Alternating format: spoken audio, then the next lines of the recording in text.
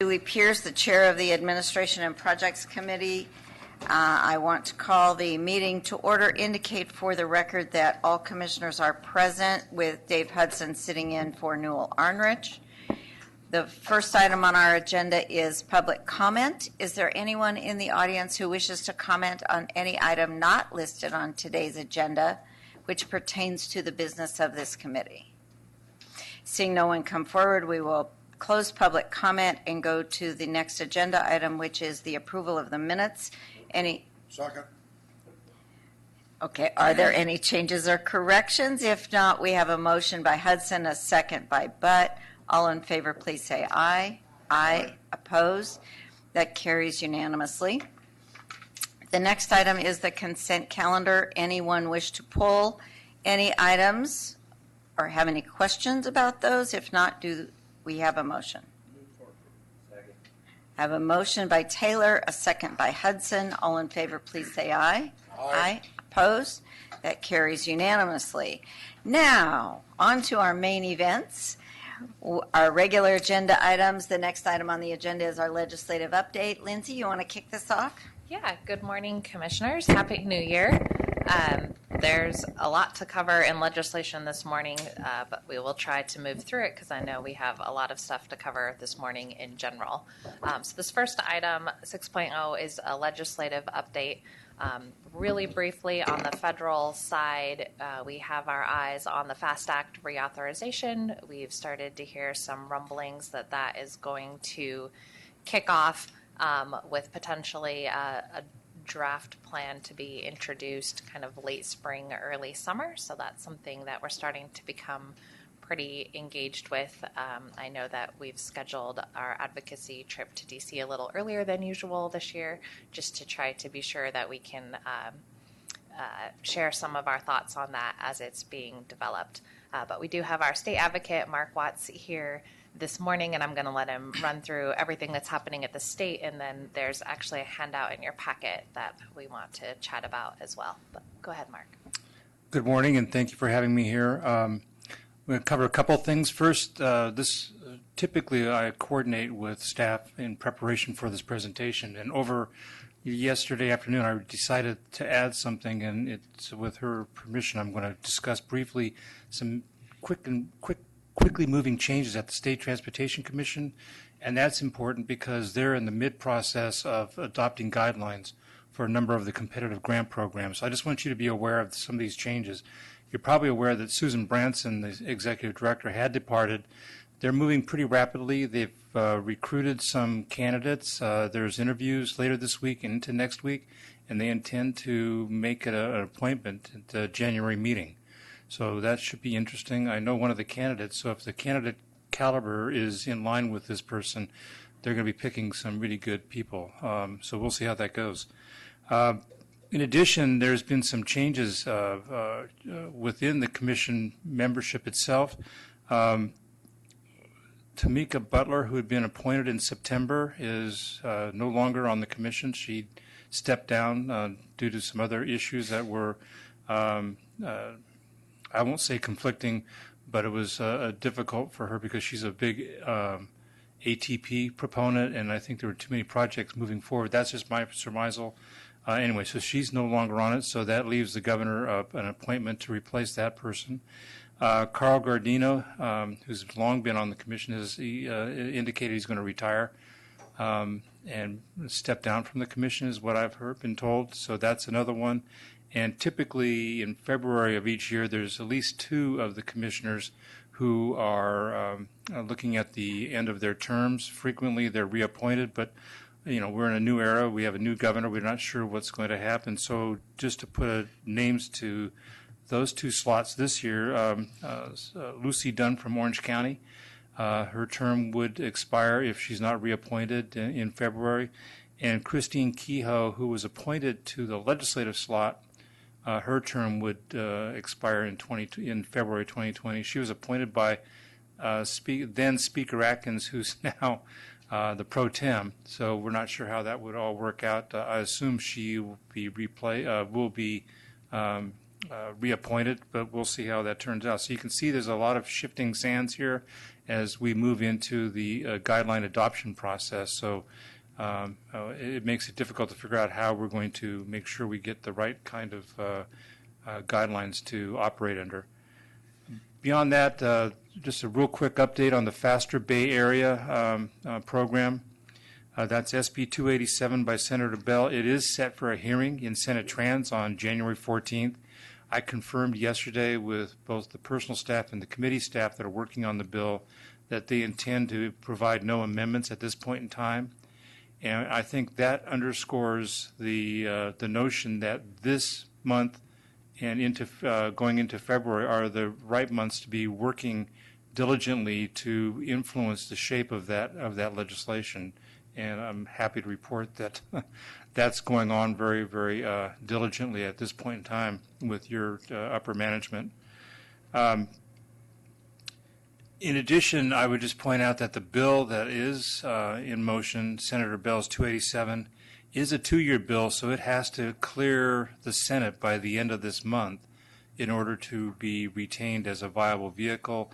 They intend to try to get it through the Senate and put it into the Assembly, where that's where they would make the changes to mature it into the ultimate program. There is the potential election conflict, because if they were to get the bill through and meet some of the parliamentary challenges in terms of having it available to authorize them to go in November, then there's another issue that's floating out there, and that is Assemblymember David Chu's AB 1763, which established the Bay Area Housing Alliance Finance Authority. That is a measure that the proponents are looking to put on the November ballot as well. So this is very early, to me, it's very early in the process to figure out how the lay of the land is going to sort out. But I still come back to the comment I made a few moments ago that this is the time to be trying to shape up whatever legislation that the proponents of the Faster Bay Area are going to pursue. Lastly, the governor yesterday did two things. One, he issued an executive order, and secondarily, he gave a preview, one little modest preview of the budget that's going to be announced tomorrow. Relating to homeless. In both cases, he announced a $1 billion appropriation, not much detail on it, and leave that for the budget. He did use his executive authority to direct the Department of Finance to establish a new fund, which is something that they can do, and that fund would be the recipient of the whatever amount is finally appropriated for the housing program. The executive order really is directed at the state agencies, and they refer to local partners, so I'm assuming that means you all, as well as your cities and the counties throughout the state. It's and tribal organizations. But the directive starts with directing state agencies to develop metrics to measure the ultimate placement and success in developing homeless shelters throughout the state. It also directs DGS, the Department of General Services, to identify parcels from their list of lands that the state owns as potential shelter sites.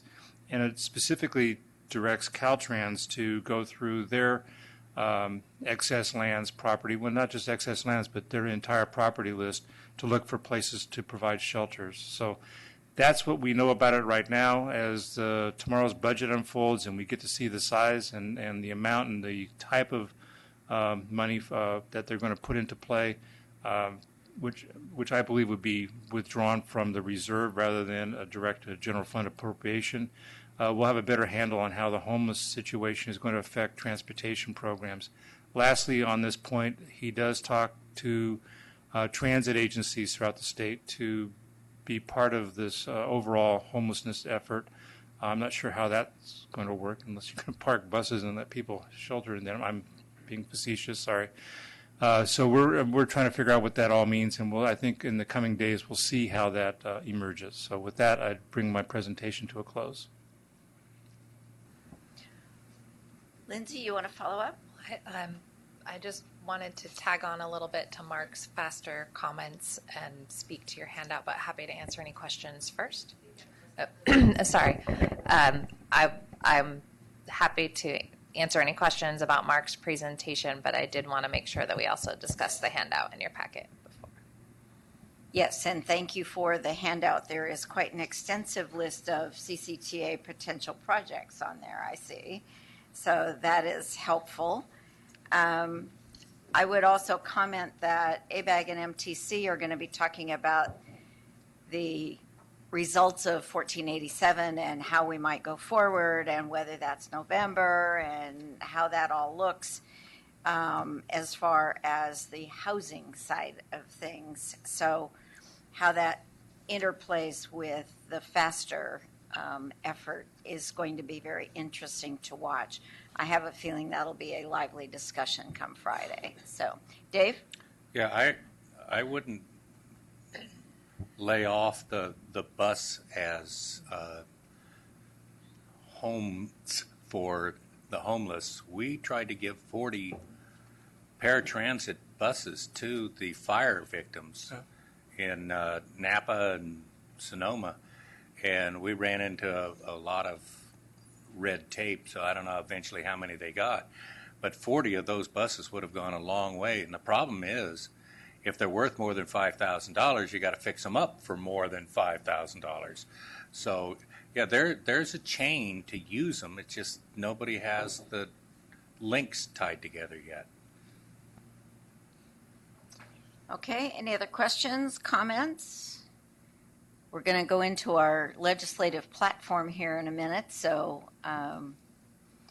okay. Any other questions or comments? Well, can I Yeah, I go just right say ahead, that the Lindsay. document you have in front of you actually came about as a request from a member of our legislative delegation in Sacramento. Our whole delegation has been engaged in this FASTER process. They've heard about it, and so Senator Glazer asked staff to kind of put together some sort of guide or information that could be used to evaluate potential legislation. As Mark mentioned, 287 is a spot bill. It doesn't have a lot of information yet.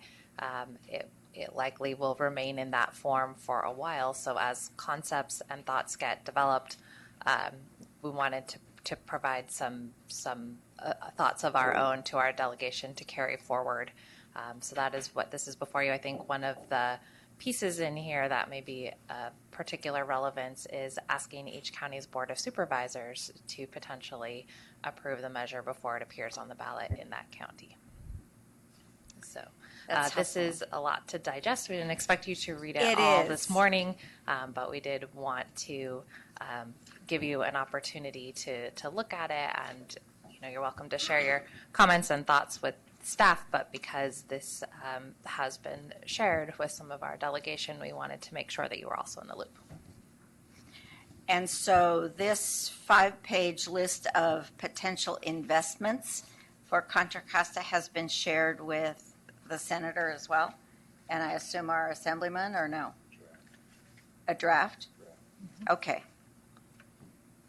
And then we'll be talking about this more, I'm sure, as it goes forward, but we have other things first on our plate before this one. It would be helpful, as soon as Senator Bell finally gets some actual language attached to this bill, to have an idea what it's actually going to say. Because right now we're all sort of out in this bubble, not really knowing where this is headed exactly. So there's a lot of work going on for something that has no definition. So, Randy? So Mark's been instructed to work with us to make sure that when that bill drops, we know exactly what it says. And then he has these kind of lists of regulation reforms or requests to make sure that it's embedded in that initial bill. And then he'll alert Lindsay, who will notify us whether or not we're getting traction in some of these issues that we have. Mm-hmm. I think one of the main issues that we talked about is if there is a bill, the county should have control, so it would require a vote of the county supervisors. So that was paramount. So you need four votes of the supervisors. to put that on as a measure, a sales Right. tax, right? And so then it kind of falls down from there. So you have local control, and that's what you all, that's kind of the paramount philosophy that you have taught us. And so that's what we want to make sure that we continue to have that local control. And then what we would like from you is kind of an analysis of some of the regulation proposals that we have, and if they make sense, say when they make sense, and then we can gear the document up, and then we can finalize it and then send it back out to our local delegation. And I'm pretty sure our federal delegation, one in particular across the street, would be very interested in any time you try to pass a 1 cent sales tax for the whole Bay Area and create $1 billion, $100 billion. That our congressman would want to know about that too. So we need to get over and talk to him as soon as we can get these regulations kind of identified. I agree. Dave? Yeah, I pretty much can say the same thing. Why should we wait for Bill to have 15 other people tell him what to put down on a piece of paper? Let's do it. And let's take Right. it to him and try and take the lead on the thing while it's still early in the process. Correct. Teresa? It's not going, oh, there. It's because I didn't push the button hard enough. Just confirming that who it's been shared with in draft form. So Assemblywoman Bauer Cahan, Senator Skinner, all of the, no, so just Senator Glazer and so East, not West County yet. So, okay, thank you. Well, I guess the question then really becomes, when do we want to share with them? Because this thing has got legs, and we don't want to be late to the party. So at least some introductory meetings to brief them on our general position, I think would be helpful, even though we haven't taken any formal action on that, to make sure that we are represented and not missed in this piece of legislation as we have been in some of the others. So Is we that have a scheduled diplomatic? meeting with our state delegation on the 30th of this month. Okay, So we have gone over to Assemblymember Bauer Cahan's office, talked about the FASTER program and the sales tax measure in March Right. 2020. And we've sat in Senator's office and gone over both. And we planned to make our way there, but we decided to do it all in Sacramento. okay. So we have a contained It's easier audience. to get them together in Sacramento. Yes. And so I have had conversations with Assemblymember Frazier. Good? Okay. Oh, Well, I mean, they're not For- going to. It's not for our measure. No, but not for our measure. He but liked. for FASTER. He He's wrote a letter of concerned. support very early. Yes. For our So sales he's tax measure. concerned about FASTER. He's concerned about FASTER, how it represents Solano County. Yep. They have the same concerns as we do. Yes, they do, and probably Getting more run over. concerns than we do. Yeah. Okay. Well, then we probably ought to be working in tandem with Solano as we do some of this advising of our delegation. What we're asking for you is staff walks a fine line, and we haven't got approval on, we think these are good ideas for regulations, but you may not. Mm-hmm. But we try to pick up the things that we've talked about over the years and in initiatives and embed that, and then we try to develop a project list that is in the regional transportation plan that will reduce greenhouse gases, will reduce congestion, and will reduce VMT per capita, and write it in such a way that it doesn't identify certain transit options, but more general. And we're just asking you for your edits and your advice, and then we'll take that final list and we'll shop it with everybody that we can find. The county supervisors want to know about this. The local agencies the elected officials in our county want to know about what's going on. And once that handout is approved, then we're going to go out, much like our federal program and our state legislative program. We'll share that on fireside chats with all of the cities and the county. So I guess the next question is strategically. I know that originally we wanted to wait until after the primary to get into this in any depth. But if this is moving now, do we need to take some action so that we can, not today, but perhaps at the authority level, so that we can say, if this becomes a reality, these are our concerns? I don't want to distract from our own measure, but on the other hand, it does have visibility now, and I think we might be missing our opportunity if we're not acting soon. So, your thoughts? Simply stated, yes. 1 week from now, we have a board meeting. Yeah. And it should be really put on the table, just focusing on this one issue.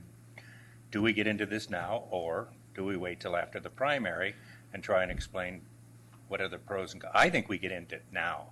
I really think that we're in a good position to move as leaders, not wait and see what happens in March. I think my feeling is we do it now. Commissioners, we're not asking you for a support or a position. What we're asking you is, as we're meeting with our delegation, are our principals okay? Right. And if they're okay, then we'll say this represents kind of our position that if something were placed Right. in legislation and ultimately on a ballot in November or whenever, these are the things that we want embedded in that law. Right. So you're not endorsing anything. What you're but saying is if agreed. something happens, But next week is a good time to open your mouth, and if you have a problem with anything here, or you want to add something to it. yeah, so if the position of the APC is to send it to the full board, these principles and regulations, we'll be happy to forward. And then, Lindsay, we can put that and have a discussion about, what do you like? Are there project listings that you don't like, or you want something added? And then are the governance pieces okay? I think the governance things are the biggest issue for us. Teresa, you had something you wanted to say? Okay, Bob? I guess what I might suggest, or, if we send this to the board, because they need a preempt of what we're going to be discussing, we're gonna need a pretty good explanation of what this is, because you're gonna get your phone inundated with, like a Bob Taylor. So what am I doing? I don't know how you're gonna do that, but Well, it needs a cover memo, It obviously, needs which a- Lindsay would put together and Right. say, if this were to become a reality, what are some of the principles we want to support? We could probably substantially amend the report to add some information about what you're looking at in the document as well. I think it just needs a cover memo. Okay. Yeah, I don't think it's a problem if you just add a good cover memo and say, so we are keeping everybody informed about what's out there, even though we don't know what it's going to look like. What's important to us if it does go forward. Mark, do you want to speak a little bit to the timing issue, maybe? Thank you. Yes, just briefly, just as a reminder, the bill is up in trans in the committee that the author chairs, so that looks like it's going to keep moving. This next stop will be appropriations, but it has to get out of appropriations and the floor by the end of January. So I think realistically, the earliest we're going to see any language would be in February, most likely in March, in preparation for a hearing in Assembly Trans. So my assessment of what I've heard here is if you take this up at the board level next week, I think that's appropriate. I don't think it's going to get in the way of other March activities. Because I think, as the executive director has explained, it's more a structure than specific yes, up or down on the measure. So I think you're in good shape if you move ahead this coming week, knowing that the real game won't really engage until February, probably March. But if we want to have input into Yes. that engagement, we would be better off acting sooner than later. Correct. Teresa? So a couple of things. One, first of all, thanks to staff, because this is very detailed and definitely just on an initial glance, not a deep read in 5 minutes. It definitely represents a lot of what we've been working on in the county. And the staff there's precedent for the CCTA staff going to bat and making sure that Contra Costa is well represented on any measure that's going forward. And so I want to acknowledge that and thank you for that. And I do think that the ask is this, we're giving direction to staff. I mean, we're not taking a position. We're just saying, do we want staff to go to bat and fight for these things for the authority? And so I'm very much in support. And thank you, Mark. I'm going to have my brain go frozen here for a minute, but thank you for the timeline, because I do think that it's important that we're getting our voices heard, but also making sure that we're not jumping out too far ahead before other things happen, and also before the timing is right for us to be heard. So that's it. Mostly thank you to the staff. Yeah, realistically, there isn't a real measure yet. Even though it's got a number, it doesn't have any substance other than a concept. And until that's fleshed out, we can't take a position on it. Any number of things could happen along the way that we might want to weigh in on. But I think the basic strategy and the principles and the policies laid out here are ones that we should have a discussion about and have us weigh in on. And there may be additional things that other board members want to add to these lists that maybe rock the boat a little bit, but maybe not. But I think we need to do that, and we need to be heard on this as it moves very quickly forward. Bob? Just a final thing, Lindsay, also, as I'm looking ahead, when on this memo, that this is going to be discussed at the next board, it is going to be a discussion item. Make sure in other words, do your homework. I don't know how you say that more plain, but read that, read it. Oh, that's right, protect the chair. By the way, Commissioners, this is a draft. It doesn't say Yes. draft, but it's a draft. Right. So it's just a working document that we did not put draft on, but it's Right. it's a working document. And I realize that this is less than a week from the meeting, so we realize that the turnaround in getting this posted, because the agenda is probably already out there for next week, is a bit of additional scramble. But even if the document gets posted like on Monday with an email that says, please note there's an additional item out to the board members, I think that would probably give most folks time to actually read it. So even if it's not posted by tomorrow, I think just a heads up kind of email out to the commissioners to let them know that we've added this to the agenda. That would be great. So, awesome. Okay, any other comments on that particular item? If not, we will go on to our advocacy plan. Lindsay? Yes. Each year, the authority adopts both a state and a federal advocacy platform. And this is in your handout, by the way. It is in your handout under 7.0.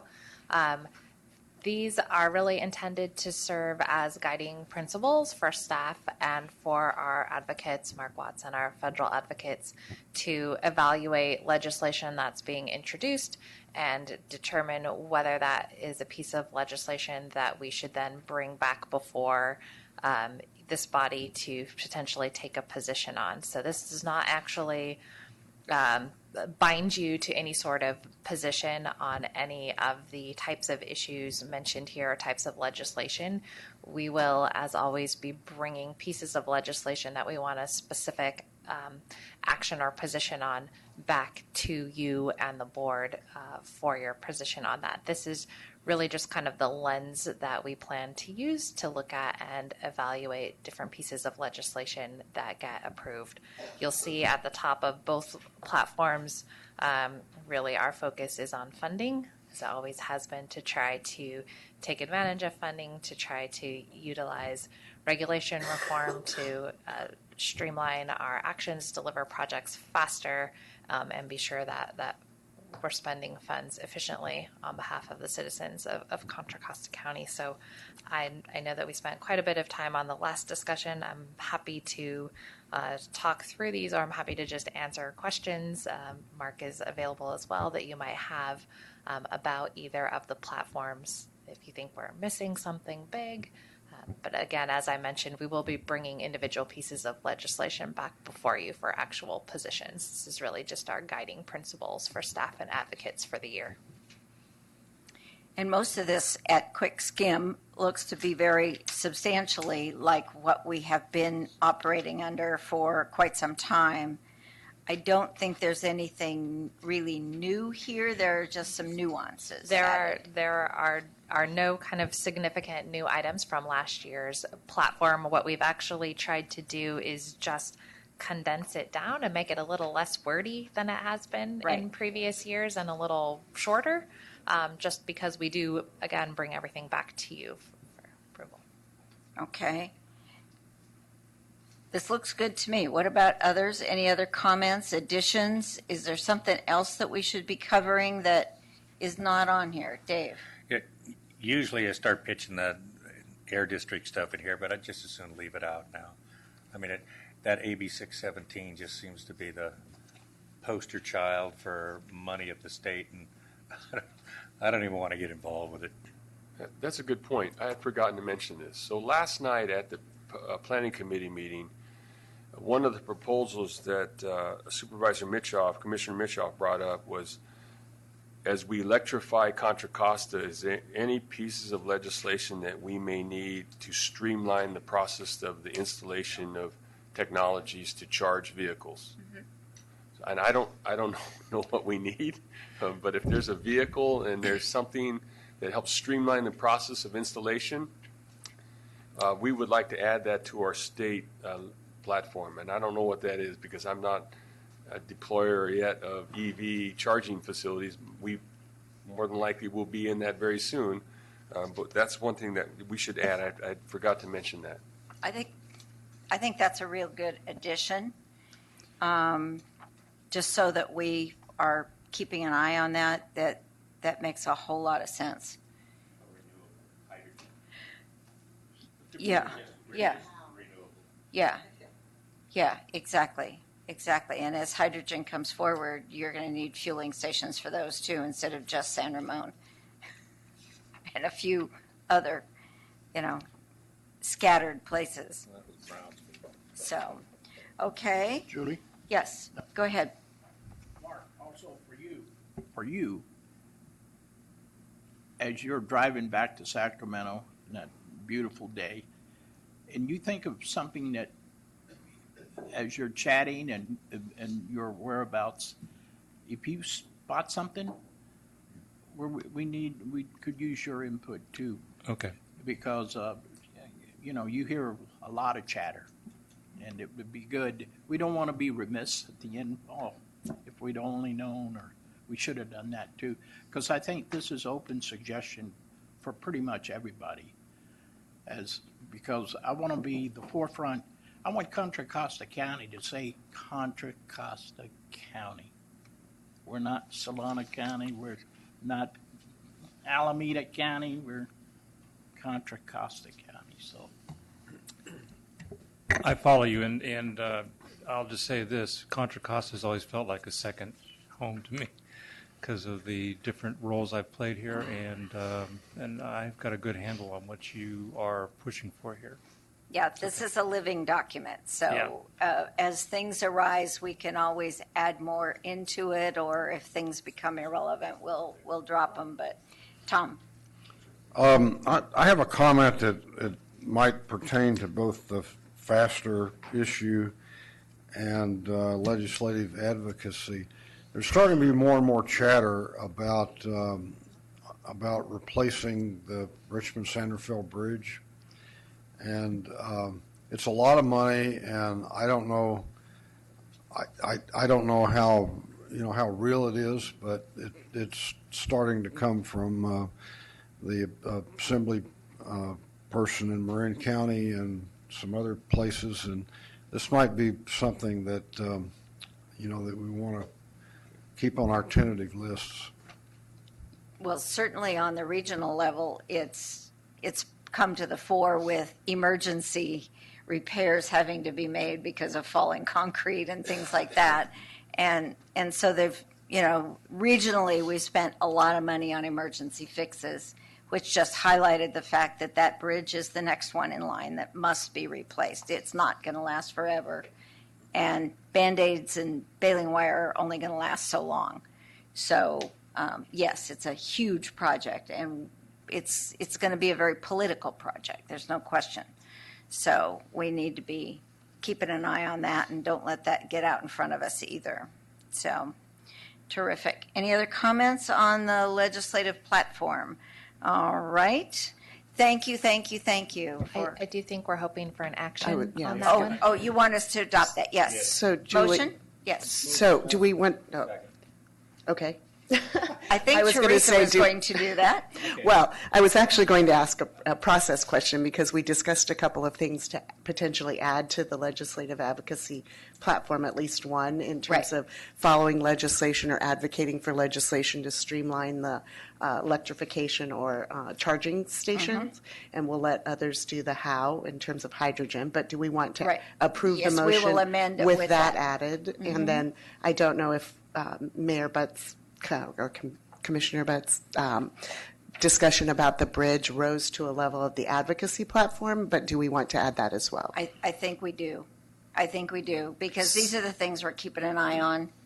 And as we go forward and other people look at what it is we're concerned about, they will see this list. So with those two items, I would move the adoption of the legislation advocacy platform. Oh, Second. motion by Geringer, second by Butt. All in favor, please say aye. Aye. Opposed? That carries unanimously. Thank you very much. The next item, thank you, Tom. Thank you, Mark and Lindsay. And the next item is Mobility on Demand. Peter and Tim are going to handle this. Yeah, good morning. Oh, is this on? Good morning, Chair Pierce and APC committee members. So this item is Bay Area MOS project. I'm going to start off with some background information on how we got to this point, and then Tim's going to take over discussing a little bit about the grant, the federal grant that we received and the process there. Ultimately, the recommendation is to approve the cooperative agreement with the FHWA to receive our funds. So Tim, can you? So this all started with the concept of mode shift. I think we all know that we cannot continue to add capacity to our highways. We have to start doing some other transportation demand management projects that shift people out of SOVs to alternative modes of transportation. This probably is my favorite slide. I love this. With a millennial no longer in my house, but I see this all the time, and this is a great opportunity for us. We've got 2 generations now that are actually wanting an alternative than to have to own a car. So this is the one time I think it's good to enable our millennial children and friends and actually give them alternatives, because that's what they're looking for. And get them out of car ownership and driving SOVs. Go ahead, Tim. The other thing that will help us here with mobility as a service is increasing accessibility and access to mobility for everyone. So elderly, disabled, students, folks who can't drive or don't want to drive, can't afford to drive, this gives them more mobility opportunities. So it's the definition of mobility as service, public and a combination of public and private transportation services. Personalized mobility options is not your car. It's mobility options that are personalized for your needs. And it says that they're end-to-end journeys and a single payment opportunity, so that we're not having to tap and pay and all these other things, but just one single payment, and optimize our transportation system. Of course, like everything with these large projects, we start with guiding principles. They're generally, obviously, looking for collaboration. We want to complement transit with MOS, support sustainability, and make access more equitable for everyone, including seniors, disabled, and lower income people. This is a diagram of the platform. So everything on the top half is apps and services. We've got a trip planner, scheduling, uniform payment, real-time information, rewards and incentives, and connection protection. So that people can make transfers and have those transfers protected. On the bottom half is the service options. We've got ride sharing, carpooling, car sharing, bikes, scooters, transit, SAV shuttles, dynamic ride sharing, everything that's out there. And some of these things are going to be coming and going over the years, as we've seen with bike share, moving to scooter, moving to who knows what's next, hoverboards maybe. So it's all about travel behavior, right? This is the millennial thing. Their behavior is starting to change. They're moving away from vehicle ownership or needing to own a vehicle, changing their behavior, changing what we want to deliver from our behavior into shared rides and other mobility options that are both that are safe and cleaner for the air and just better all around. So we do that through providing the options that people need to make their journey complete and incentivize that behavior change to make those switches away from what's comfortable for them, and then continue to reward that commitment. And it may be with rewards now, cash rewards, but maybe in the long term there's other benefits, there's other rewards to that commitment. Maybe there's tax breaks and things like that. So that's ahead of us. So this is just a little diagram that shows the concept. A person leaves their house, they go to a shared mobility hub, they take potentially a SAV to, man, that goes fast. Wouldn't it be great if public transportation bus ran that fast? Hop on the bus to take to a major transfer location for rail. Of course, this is all about data collection. We need to get this data, we need to crunch it, and we need to put it back into the system because that's what's going to optimize people's decisions on how they're going to get to where they need to go. Data is a big thing. It's a very important thing. Privacy is a big issue, so we're going to be looking at addressing all those as we go through this process. The benefits of MOS here, it's all about increasing efficiency, not just for transit, but for a person's journey, right? Right now, a car is probably the most efficient, at least from a time perspective, way to get there. We need to make that journey as efficient by using these other modes. So that's it for how we got here, and Tim will talk a little bit about the grant that we received. Good morning. So I just really want to express the fact that this overall concept, mobility as a service, mobility on demand, just how really important it is as we kind of move into the future of transportation.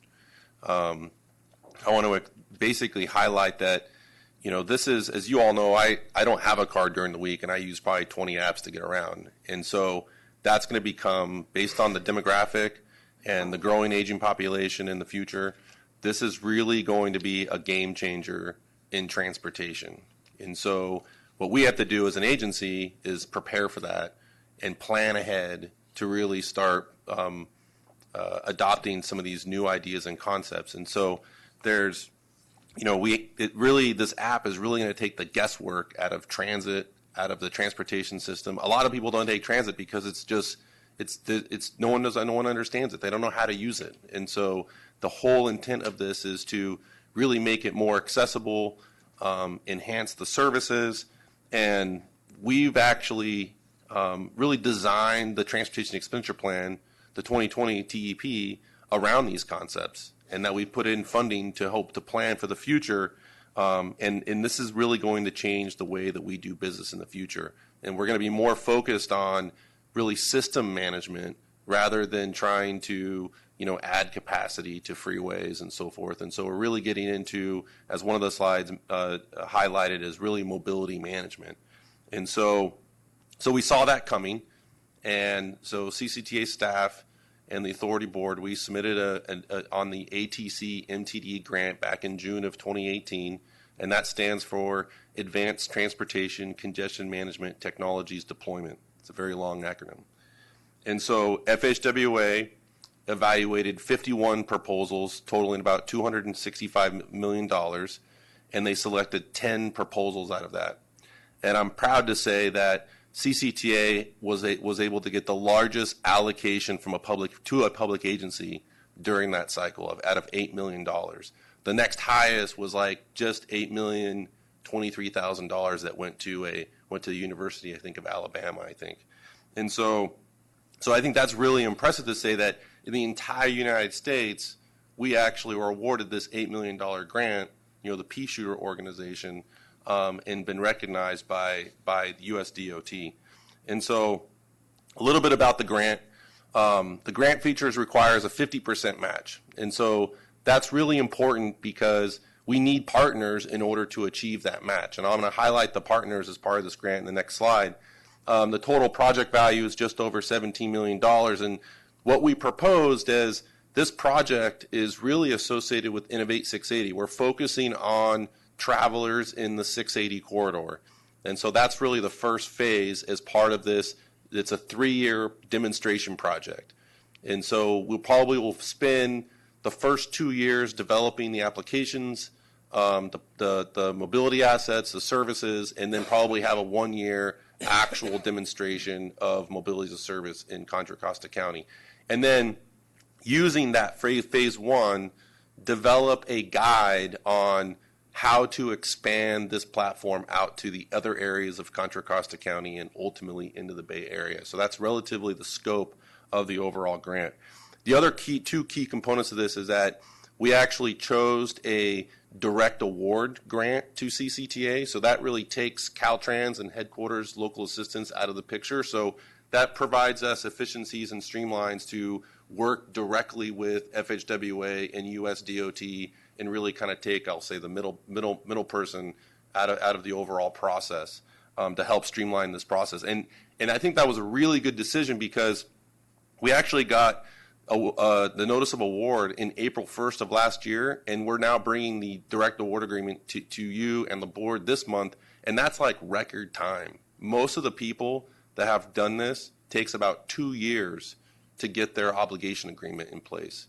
And so that's just a testament to our partners, our consultants, our staff, in order to expedite this direct award agreement. And the other key component to this is that it has to be open architecture. So everything has to be open, not proprietary. And so we've been strategizing with FHWA because, as you know, technology does have proprietary aspects to it, and we're strategizing with FHWA on how to accommodate that in the overall platform. So when we developed this grant, we looked all over the Bay and we looked at how can we strategically, place ourselves to be competitive. And so, BART, they have 118 million riders last year in 2019, and they are already developing a trip planner. In fact, you can download their official BART app today, and they have a trip planner. And so we looked at them and said, ridership, they already have an app that we can build on. It'll help streamline the process. And we saw also the important thing about partners is that we have the same goals. And they saw their app as, we're not just trying to service BART. We really want to try to service the region with local transit, first and last mile. We want to do the same. And so that was a really key partner in this overall grant application. And then AAA, they were our key private partner. As anything in these grants with match, cash is king. And so we needed to have the cash in order to provide the match contributions. And I have some more details about that.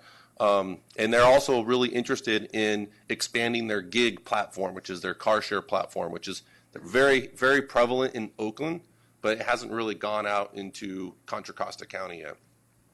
And so we have a number of other partners, County Connection providing local transit, TSRC, that's the Transportation Sustainability Research Center, UC Berkeley, they're providing the overall program evaluation. TAM, another key, FHWA was really interested in how we're expanding this out into other regions outside the county. And so we're partnering with TAM on that regional collaboration to really help us develop that framework of how to expand it across the Bay Area and the county. Advanced Mobility Group is our strategic consultant in this overall grant. And then Telegra is really helping with the data analytics and prediction analysis of data in 680. And so what this means in those partners is that those partners are written in the grant.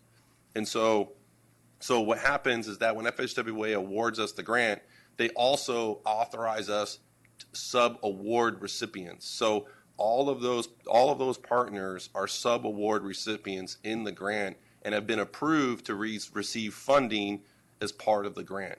And then the below half is the stakeholders. So MTC is obviously a very important stakeholder because they run and manage Clipper, and Clipper is a payment in the Bay Area, and so we need to be able to integrate Clipper and other forms of payment in the Bay Area into this mobility as a service application. So this is our overall organizational chart. I've already mentioned the key regional and private sector. Contra Costa County Transportation Authority, we are the ultimate decision makers. We are the implementing agency. We are the sponsored agency. We're working with DOT. We are, at the end of the day, we are on the hook to make sure that this grant comes to fruition and deliver this. And so I'm the grant manager. Peter's going to be the project manager for this overall grant. These are the partner contributions. And so I'm not going to go through all the details here, but what's really impressive about this slide is that if you look at CCTA's contribution here, our cash contribution is about 1.2 million between the TDM program and Innovate 680. So if you look at that, we're looking at about $1 million of leveraging $17 million. So this is why we go after these grants. We're able to leverage local money, and have us, and be able to do these projects by putting together these grants, these partners, and coming up with these ideas and being successful. So that's really the main reason why I think we do these grants, and is this leveraging component, because we don't have $16 million laying around in Measure J to be able to do mobility as a service, and also it's not actually in our expenditure plan. So these grants allow us to innovate and do the things that we want to do in the future. So the partner framework, BART is the system integrator, applications development. So they're really looking at the development of the mobile application and integrating the mobility assets into the overall app. County Connection, local transit provider. I've already mentioned TAM, AAA, AMG, Telegra is the analytics and prediction, and then the program evaluation. And then CCTA will be working on and partnering on the rewards and incentives. And so the other key aspect, these are the key partners. We will need more vendors and other partners to deliver the overall program, and we've identified that in the scope, and we'll do procurements and so forth to have a full team to deliver the overall grant. This is the overall budget. It's really set up into 3 separate areas: mobility applications, assets, system integration. About $3 million for mobility applications, $5 million for assets, and $4.5 million for the system integration. And then this is the overall scope. So mobility applications and development, that's developing that mobile application that does the scheduling, the real-time information, the trip planner, the uniform payment, and then the rewards and incentives. And then the assets and infrastructure is looking at how can we provide the assets and infrastructures to make this successful? Because if we put an app out there that says, your car still goes faster than transit, we're not being successful. So it's important to make sure we've got the right assets to make sure that are competing with overall the single occupant vehicle. These are the deliverables that we're keeping track of as we move into the grant. It's in the direct award agreement. The system engineering documents as applicable, that's developing the concept of operations, system engineering management plan, the system evaluation review form, those types of critical deliverables that FHWA requires as part of these grants. And so that's an overview, and so we're asking your approval to execute the direct award agreement with FHWA for the MOD grant. Questions, Bob? Yes. Could you go back to slide 2?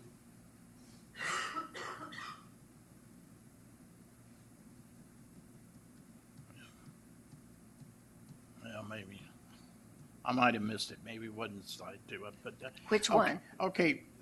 The one showing that the grant, and then could you tell me what... This slide? The slide 2? Or are you talking about the No. grant slides? Maybe the grant slide. I Oh. apologize. I wrote it down to slide 2, but... Slide 2. But... Oh, right there. This one? Okay. Yes, sir. What could you requires 50% match and overmatch by 20%? What is that? So we're actually getting $8 million from FHWA, but the overall total project cost is 17.8. So if it was a 1-for-1, the total project cost would be 16 million.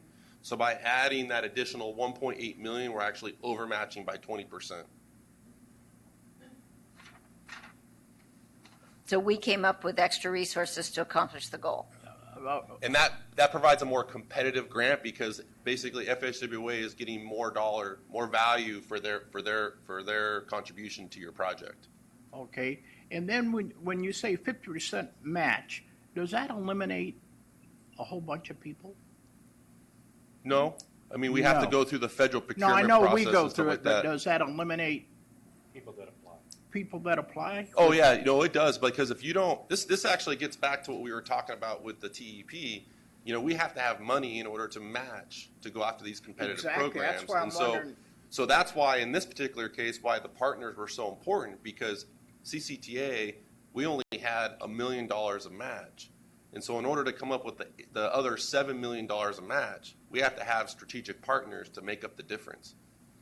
I know that's probably crazy questions, but then coming back to that, I still don't get it, but I'll have you just, I'm half Italian, so it takes a while. But the overmatched, would that also, does that apply to everybody? No. Or is that our thinking? That's our thinking. That's our thinking. That's our thinking. The requirement only is to match dollar for dollar. So But not the if we wanted to overmatched do by the 20. bare minimum, we would submit a project for 16 million. Got it. But because we're overachievers, we went above and beyond and add an additional 20% match, overmatch. Does that show up anywhere in, Yeah, you'll be more competitive because That's what FHWA is Got it. getting more value for their contribution. They're getting more. got it? Yeah. Teresa, did I get a high sign from you? Anybody else? I actually had a couple of comments. This is a great presentation. I'd love to have a copy of that electronically, please. Don't need to print it off for me. But this presentation really does show how we're trying to work with all of our partners throughout the Bay Area, actually, not just within Contra Costa. It seems to me this presentation would be a good one to share with our state delegation if you have the opportunity to also do that when you're meeting with them in Sacramento, for them to know what we're doing and an example of how we're innovating and really going above and beyond to develop new ways of getting around. The other thing would be, I'm making an assumption here, but I want to clarify, is the 3CTA board hearing this as well? I would think it would be really valuable for those folks in our county to hear this. I know David probably have to hear it twice that way, but he'll get over it. I do think that they are also part of our effort to make this successful. And I know that they're going to be very active partners in actually accomplishing it through their staff and that sort of thing. But I think having the elected officials on board would be really good.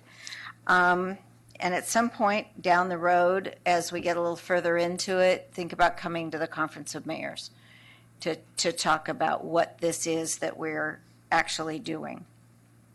And maybe we ask Newell to put this in his update for the Mayor's Conference as well, because building that kind of information there is helpful in everything else we do. I also want to mention, reading through this whole application and the bios and whose jobs are what, I am incredibly impressed by what a strong team we have. This is just so awesome. And from Central County, I got to say, yay, 511 Contra Costa. Corinne, so glad to see what we started at Transpac coming this far. This is really terrific. I am shameless, but you know what? This is the kind of stuff we started doing years ago at Transpac. And people sort of, Transpac patted us on the head and said, go on your way. That's cute. Well, it's more than cute. It's really effective, and I am really impressed. So I am glad to see that that's being embraced, and it's part of this Transportation Authority leading the way in innovation, not just in hardware and in getting other things done, but really in thinking outside the box. I'd like to move the item. Second with a quick comment. Yes. I wouldn't limit it just to the state legislation. I'd have a real nice glossy handout of this that ends up on our federal. I have Mark as one of those people that needs to certainly be copied, but yes, our congressional delegation. Well, I actually was thinking, I made a note in here, we probably on those progress reports ought to make sure that they get copies of those as well. Commissioners, part of our secret sauce for success is to make sure that Yes. the So we get members more of Congress grants. are aware, including one that lives in San Francisco. And so they're very well aware of every grant we make to USDOT. They're on board before we go. And so that in addition to leveraging, we go make sure that the right people understand what we're asking for, and they can articulate that when they're asked, when they go into the offices in Washington, D.C. Yeah, it's very important. Okay, I have a motion by Taylor, a second by Hudson. All in favor, please say aye. Aye. Opposed? This carries unanimously. Thanks, guys. This is awesome. Very impressive stuff. Okay, I think, if I'm reading my agenda correctly, the next item on our agenda is the changes to the authority salaries, benefits, and compensation plan. Am I correct? Yes, Commissioners. You know, in the 9 years, 9 months, and a few days that I've been here, this is the first item that I've actually been asked to talk about. And so I'm going to Good be delegating. I'm going to be very long and enjoy this very, very much, Commissioners, because this is please, Commissioner Hudson, don't fall asleep. Very important. I wanted to remind all of you that we have a staff of 20, and there are no plans to change that number. I really like that number of 20. And we augment our staff using consultants, and so our project management consultant is AMG.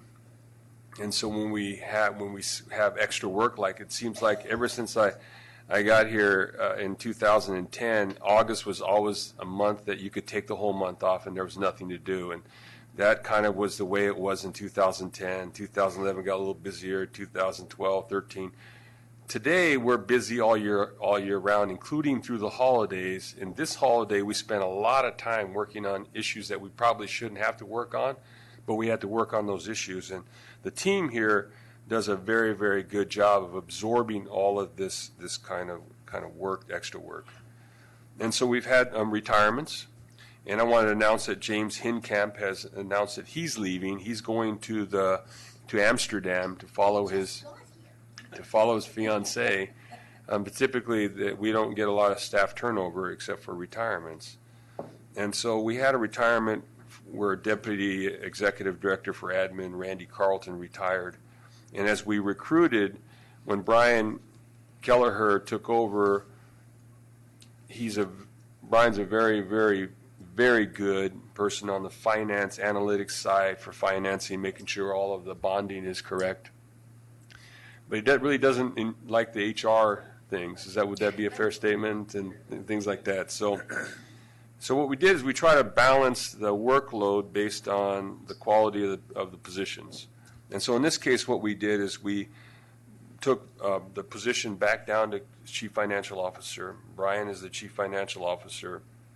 And then Terry Ann's position was Clerk of the Board, so we've renamed that, or proposed to rename that, the Director for Human Resources, is that correct? Administration. Administrative Services, and Clerk of the Board. And so we did an analysis, but that combination of work assignments is not found in government. And so Allison Picard is here today. She's, once again, an augmentation of our staff. She's works for RGS. They do a lot of our HR work, the technical details. And so she's going to explain about no comparables, how we came up with the classification and so on and so forth. So I'm going to turn it over to Allison. Thank you. Thank you. That was a very good summary. Well, I'll provide a little more detail. Can I first say I'm a constituent. Also, I live about 15 minutes from here, and it was really interesting listening to all the work you're doing. I'm very impressed as a constituent. I'm also a former assistant general manager at BART, so I have that relationship and was with the county as the assistant CIO for a while, worked with Supervisor Burgess when she was first elected. So I have a personal interest in your work as well as a professional one doing consulting in the HR arena.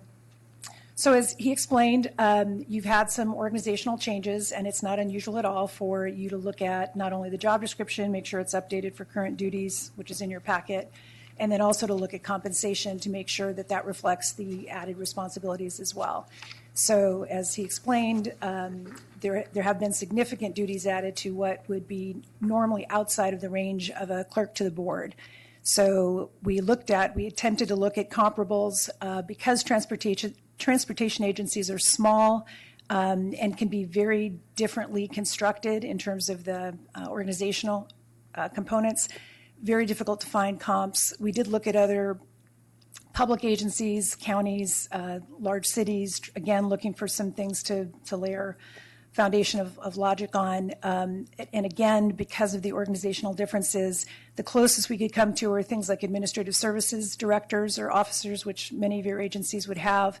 But because the range of supervision, both above and below those positions, can vary a lot, again, not a real good fits. It's not like a police officer where that work is going to be very similar from agency to agency. It's just not out there.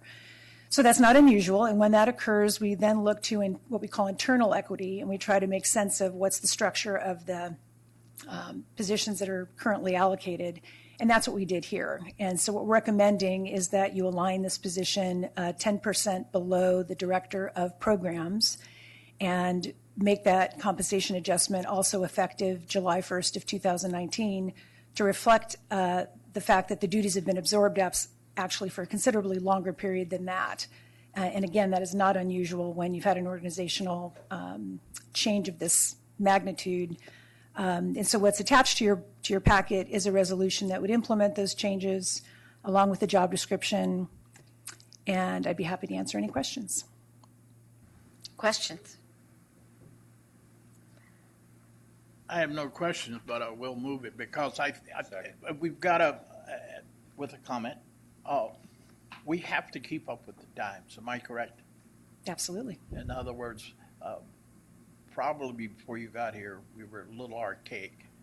And I think we've done a pretty good job. Our executive director has done well with succession and when we have to motivate our people, and also we want to keep retention. I'm sorry you came to work for this outfit, but because Brentwood has expanded beyond comprehension since you left. But anyway, in all seriousness, it is refreshing because this gives the people that are in the organization knowing that they have an opportunity to move. So I moved the item.